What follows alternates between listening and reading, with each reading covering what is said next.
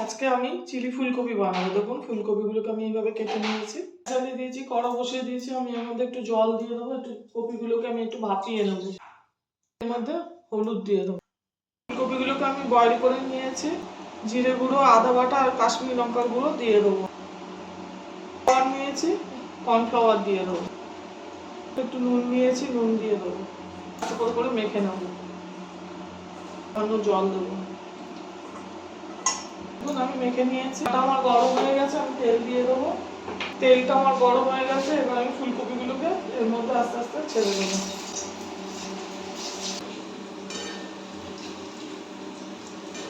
ফুলকপিগুলো দেখুন আমার ভাজা হয়ে গেছে।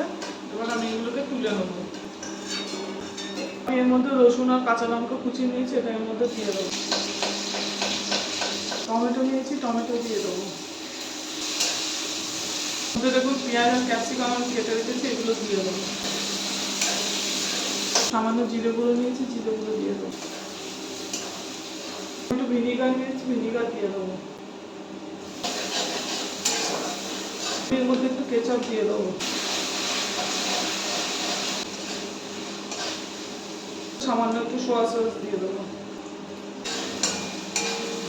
মধ্যে এবার আমি ফুলকপিগুলো দিয়ে দেবো।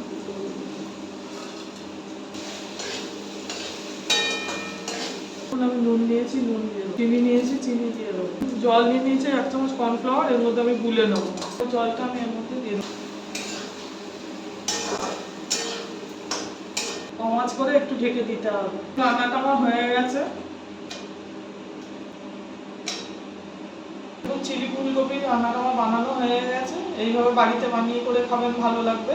আর আমার চ্যানেলটা লাইক, সাবস্ক্রাইব আর শেয়ার করে দেবেন।